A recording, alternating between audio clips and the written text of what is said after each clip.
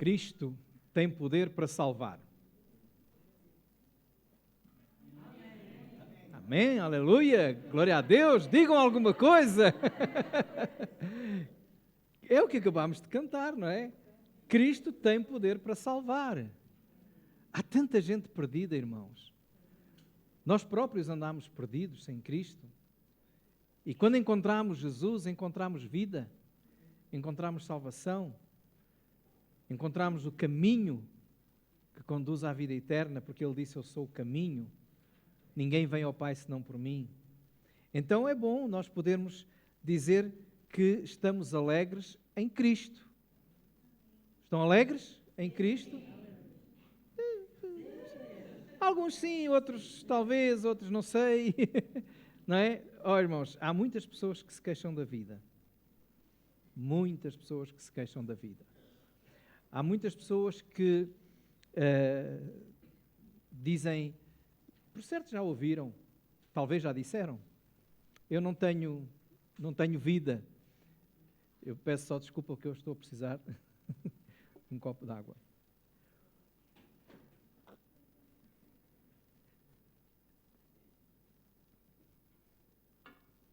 Espero que ninguém fique com sede só por me ver beber. Normalmente eu não gosto de beber quando estou aqui à frente porque sei que meia dúzia fica com sede. Mas irmãos, há pessoas que dizem, eu não tenho razão para viver. Já não ando aqui a fazer nada.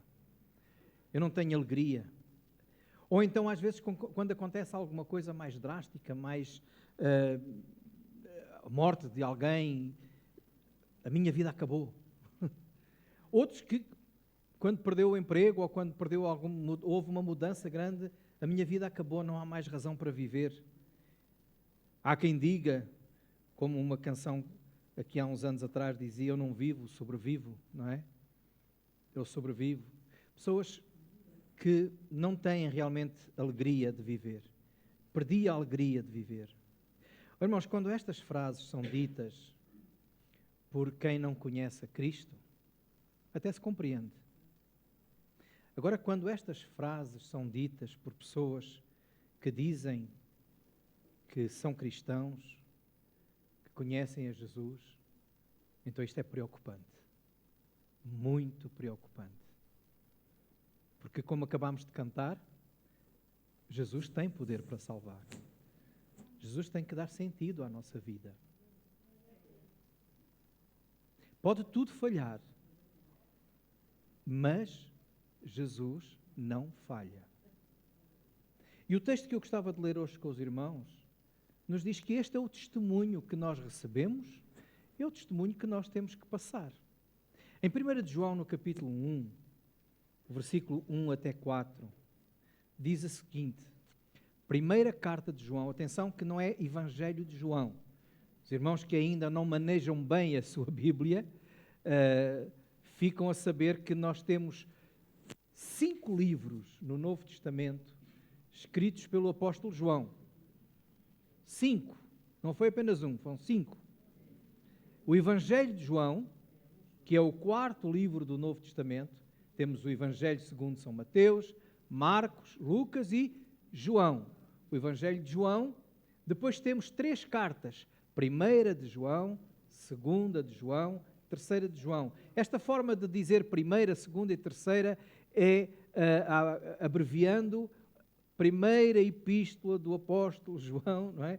Então, é a primeira carta de João, temos a 2ª e a 3ª, e depois temos mais outro livro que também foi uma revelação que João recebeu, é o livro de Revelação, é o livro de Apocalipse, que também João escreveu. Foram 5. Nós vamos ler a primeira carta de João. 1 de João, capítulo 1, versículo 1 até ao versículo 4. O que era desde o princípio, o que vimos com os nossos olhos, o que temos contemplado e as nossas mãos tocaram da palavra da vida, sim, porque a vida foi manifestada e nós a vimos e testificamos dela e vos anunciamos a vida eterna que estava com o Pai e nos foi manifestada. O que vimos e ouvimos, isso vos anunciamos, para que também tenhais comunhão conosco. E a nossa comunhão é com o Pai e com o seu Filho Jesus Cristo. Estas coisas vos escrevemos para que o vosso gozo, a vossa alegria se cumpra, seja plena. Esta é a ideia. Então, meus irmãos, quem tem Jesus tem vida. Quem realmente tem Jesus, quem conhece a Jesus, conhece a vida. O que desde o princípio era, o que vimos, o que os nossos olhos e o que temos contemplado e as nossas mãos tocaram da palavra da vida. Esta palavra, é a mesma palavra que aparece no Evangelho de João, também no capítulo 1, e que é traduzida em algumas Bíblias por palavra, noutras Bíblias é traduzida por verbo. E o Evangelho no capítulo 1, o Evangelho de João, diz, no princípio era o verbo, ou era a palavra. A palavra estava com Deus, a palavra era Deus. E a palavra fez-se carne e habitou entre nós. E vimos a sua glória, como a glória do unigênito do Pai, cheio de graça e de verdade. O versículo 1 e o versículo 14 de João, capítulo 1. Esta palavra, ou esta palavra verbo, como algumas Bíblias traduzem, é uma palavra de muito difícil tradução do grego para o português. Há línguas em que existem palavras que dificilmente são traduzidas para outras palavras. Às vezes é preciso frases e frases inteiras para explicar aquilo que elas querem dizer. Nós temos um exemplo em português. A palavra saudade. Eu lembro-me quando, o ano passado, há 2 ou 3, não sei, houve uma música portuguesa que foi ao Festival da Eurovisão, que era Saudade, Saudade, comentários de algumas pessoas estrangeiras que ficavam baralhadas com a tradução da palavra. Porque o que é que quer dizer saudade?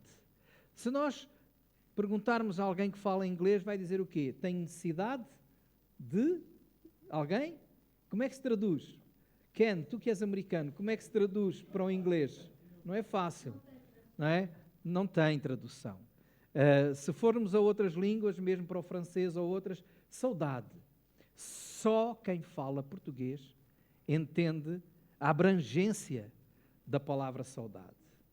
Saudade não pode ser traduzido só por dizer eu preciso de ti ou sinto a tua falta. Não é mais do que isso. Eu quero estar perto de ti, eu quero ver, há qualquer coisa que é difícil explicar. Isto só para vos dizer que a palavra logos, no grego, é uma daquelas palavras que dificilmente nós também conseguimos traduzir toda a amplitude daquilo que ela quer dizer. Logos quer dizer que é a razão de todas as coisas, o sentido de todas as coisas, a essência de todas as coisas, a conclusão de todas as coisas. Então é difícil usar uma palavra só para traduzir o logos. Esta palavra logos. E aqui diz que no princípio o que nós vimos, o que os nossos olhos o que vimos com os nossos olhos, o que temos contemplado e as nossas mãos tocaram do logos da vida, ou seja, da essência da vida, da razão da vida, da causa da vida. Os irmãos podem usar estas ideias da própria vida, do próprio Deus, que era o Logos e que se fez carne. E é interessante ver que este Logos, esta palavra, é a palavra da vida. É a palavra da vida. Está a identificar aqui o próprio Senhor Jesus. O próprio Senhor Jesus. Nós percebemos no Evangelho de João que é de Jesus que fala. Quando diz que era o Logos estava com Deus, o Logos era Deus e o Logos fez-se carne, habitou entre nós, vimos a sua glória e tudo aquilo que está ali relatado em João 1 e também aqui nós percebemos que foi a manifestação de Deus, a encarnação de Deus, Deus vivendo entre nós e os apóstolos, incluindo João e muitos daqueles que naquela altura estiveram com Jesus, puderam ver, puderam tocar, puderam contemplar a maravilha que era estar na presença do Senhor Jesus. E é isso que é aqui transmitido. Ele diz que A vida foi manifestada, e nós a vimos e testificamos dela, e vos anunciamos a vida eterna que estava com o Pai e que nos foi manifestada. E o que vimos e ouvimos, isso vos anunciamos. Então, meus irmãos, Jesus, a palavra da vida, o Logos da vida, aquele que veio para dar vida, e ele próprio disse: eu vim para que tenham vida e vida com abundância. É esse que nós queremos que os irmãos se lembrem que está conosco. É esse que continua hoje a dizer que é o único que pode dar vida. Eu sou o caminho, a verdade e a vida, disse Jesus. E a vida que Ele dá é uma vida que nunca mais acaba. É a vida eterna. É a vida eterna. A vida foi manifestada e nós a vimos e testificamos dela e vos anunciamos a vida eterna. Uma vida que não tem fim. Uma vida plena de significado, plena de sentido, onde nós sabemos porque é que estamos aqui. Isso descobrimos em Cristo Jesus. Já perguntou alguma vez: o que é que eu ando aqui a fazer? Pergunta Jesus. Ele é a razão da sua vida. Se Ele não é a razão da sua vida, mal está. Ele deve preencher a sua vida. Deve estar presente em todos os momentos. Ele é a vida. E quem tem Cristo, é o que a Bíblia diz, tem a vida. Jesus é o Logos da vida. É o que dá sentido, é a origem.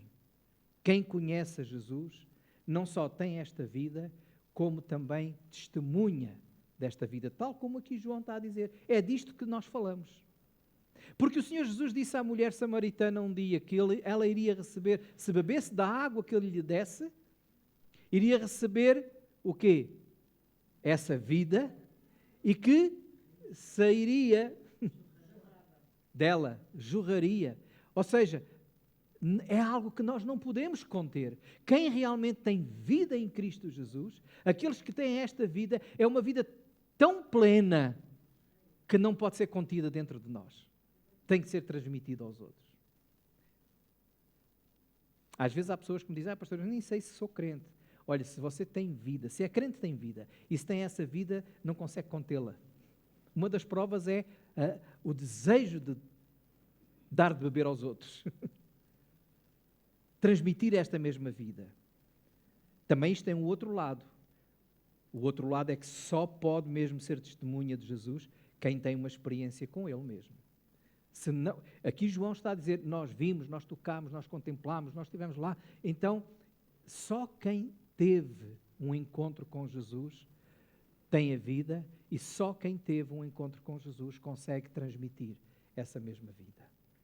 Podem transmitir ideias, filosofias, religiões, mas vida, só quem tem Jesus. A minha pergunta, meus irmãos, é: se Jesus é a palavra que dá vida, se Jesus é a vida, se tu dizes que conheces a Jesus, como é que tu sentes em relação à vida? Estás aborrecido com a vida? Não faz sentido a tua vida? Então, se calhar é momento para pensar: se calhar eu preciso de Jesus. Penso que sou dele e não sou. Se calhar eu tenho que abrir o meu coração e dizer: Senhor Jesus, quero ser teu. Aceita-me. Dá-me vida. Faz isso agora. Porque agora é o momento de receber vida. Porque quando esta vida acabar, é tarde demais. É agora que nós temos que entregar a nossa vida a Jesus. Ele é a fonte de vida. E só nele há vida. A religião pode ser muito bonita, pode ser muito rica, muito pomposa, pode até construir palcos de milhões. Para alguém que diz que é representante de Cristo, mas se não houver vida, garantia de vida eterna, não há nada. Só Jesus dá vida. E é disto que nós temos que proclamar. E quando nós temos vida, algo acontece. O versículo 3 diz: isto vos anunciamos para que também tenhais comunhão conosco. E a nossa comunhão é com o Pai e com o seu Filho Jesus Cristo. Quem tem Cristo tem vida. E quem tem Cristo tem comunhão com Deus e comunhão com os outros filhos de Deus. Em Cristo nós somos unidos ao Pai. Em Cristo nós somos unidos uns aos outros. É isso que faz a diferença entre aquilo que nós entendemos como religião. Há muitas religiões. Algumas delas até promovem um relacionamento individual com Deus, estilo ermita, sozinho, lá no cantinho. Como agora há muita influência das religiões orientais, onde as pessoas ficam ali em meditação, elas e o transcendente e qualquer outra coisa, entidades, não interfere com outros, é só eu. É a busca do eu. Até a promoção do Deus que há em mim, dizem eles, porque em mim não há Deus, há pecado. E muitos crentes começam a ser influenciados por isso. E ficam quase que em oração, imitando o budismo, o hinduísmo, o yoga e essas coisas todas, procurando receber ali qualquer coisa só. Olha, se tem Cristo, tem vida. E se tem vida, tem comunhão com os outros. Em Cristo nós nos aproximamos de Deus, porque estávamos separados de Deus, porque o nosso pecado nos separava de Deus. O nosso pecado nos separava de Deus e separa de Deus. Mas quando nós conhecemos a Cristo e somos salvos e redimidos pelo sangue de Jesus, o que acontece é que não há mais barreira e nós temos acesso ao Pai. Temos comunhão, essa comunhão que tinha sido quebrada por causa do pecado, ela volta porque o sangue de Jesus Cristo, seu Filho, nos purifica de todo o pecado. E aceitando Cristo, nós somos ligados novamente ao nosso Deus. Reconciliados com Deus. Temos comunhão. E ninguém que está em comunhão com Deus fica sem ter comunhão com os outros. Por isso é que Paulo aqui, João diz aqui, vos anunciamos isto para que também tenhais comunhão connosco. Este é o objetivo, estarmos juntos em Cristo Jesus. Os vivos, nós que antes estávamos mortos, mas que fomos ressuscitados com Cristo e que temos vida, agora estamos juntos em Cristo. Como igreja, estamos a falar nisso na Escola Bíblica Dominical, como corpo, como família, como templo de Deus, unidos em Cristo Jesus. Paulo diz mesmo, aqueles que estavam longe, que havia um muro, uma muralha de separação, agora foi tudo derrubado e chegámos perto. Comunhão com Deus e comunhão uns com os outros. Muitas vezes nós perdemos o sentido da vida, perdemos vida e alegria de viver, porque não valorizamos também a comunhão uns com os outros. A igreja deve ser um lugar, um espaço, onde os crentes se alegram, se encorajam, e quando um está a ficar abatido pela palavra de Deus, que é transmitida pelos outros, pode receber alento e vida. Porque a palavra da vida é aquela que nos é trazida na palavra, e aquela que nos é trazida na palavra é Jesus, o Logos da vida. Então, meus irmãos, quando temos Cristo, nós não estamos sós. Estamos em comunhão uns com os outros. Temos comunhão com Deus, é verdade, e não há comunhão com Deus fora de uma relação com Jesus. Ninguém se aproxima de Deus se não for por Jesus. Mas também nós precisamos da comunhão uns com os outros. E é uns com os outros. É isso que nos aproxima. Às vezes nós pensamos que é o lugar. Se eu estou no mar, aqui eu sinto a presença de Deus. É bom poder estar a contemplar o mar. Eu gosto. Gosto, a Bíblia diz que a criação manifesta a glória de Deus. Mas se eu só vejo a presença de Deus no mar, então, se calhar sou pescador, ou sou marinheiro, ou sou qualquer outra coisa. Porque quando eu sou cristão, eu tenho que sentir a presença de Deus também aqui, com os meus irmãos e na comunhão com os meus irmãos. Temos comunhão uns com os outros. Jesus aproxima-nos como irmãos. E a nossa comunhão é prova, é consequência, mas é prova também de que nós estamos em comunhão com Deus. Porque isso nos leva também a pensar que nós não estamos sozinhos. A Bíblia diz mais vale serem dois do que um, não é? Quando um fraqueja, quando um cai, o outro levanta. Isto é a igreja.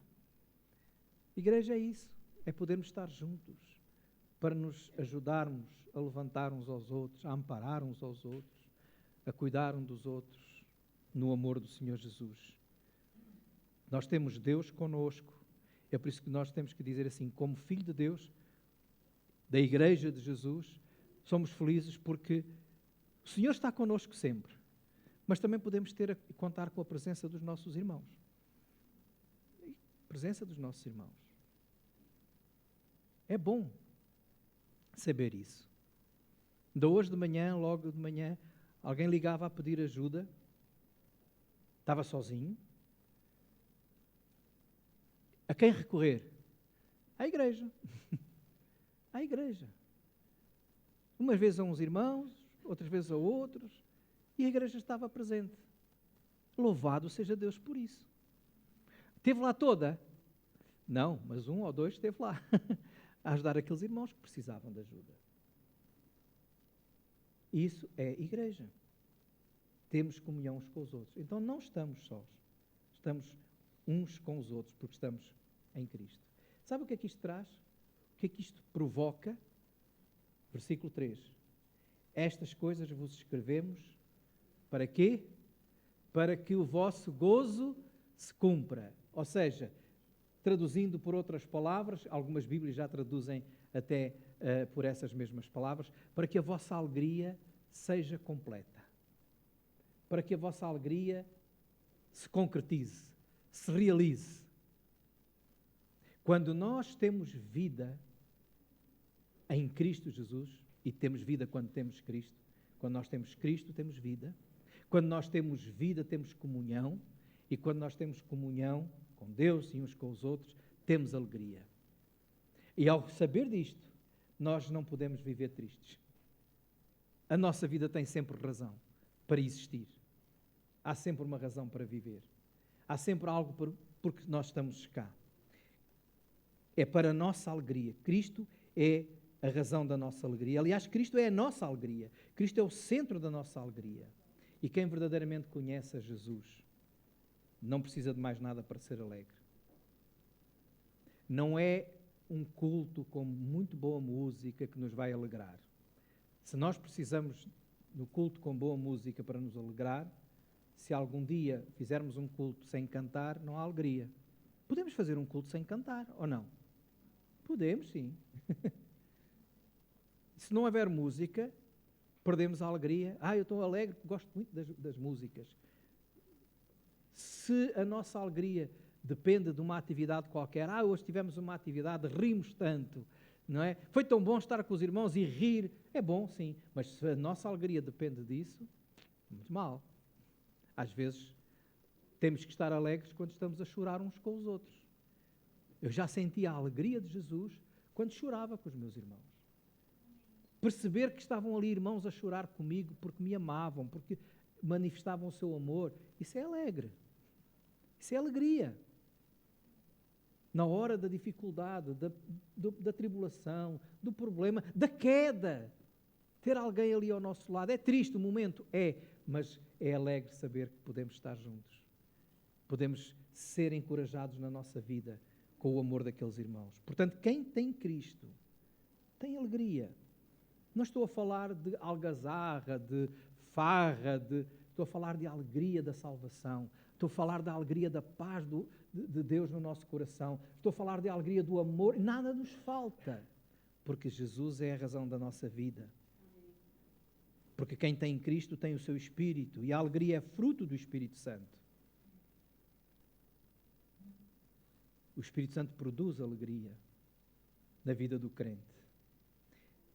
Se conhecermos realmente o Logos da vida, a palavra da vida, então nós temos vida, comunhão e alegria. Ele é o único que nos pode fazer isso, porque Ele é a nossa alegria. A minha pergunta, irmãos, é: o que é Jesus para ti? Que sentido dá Jesus à tua vida?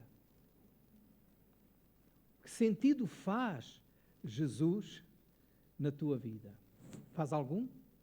Ou não faz diferença nenhuma? É? Que Jesus realmente possa ser a razão da nossa vida, a alegria da nossa vida. E se alguém está aqui hoje, irmãos, que não tem alegria, que se calhar se identifica com algumas daquelas frases que eu disse no princípio: minha vida não faz sentido, nem sei porque é que estou aqui, não tenho razão para viver. Então, hoje mesmo, diga a Jesus: Senhor Jesus, eu preciso de Ti, para que Tu faças sentido na minha vida e me dês razão de viver. Fale connosco, no fim, comigo, Pastor André, com algum dos irmãos, hoje ou durante a semana, mas entregue a sua vida a Jesus, porque nele há vida, há alegria, há salvação. Amém.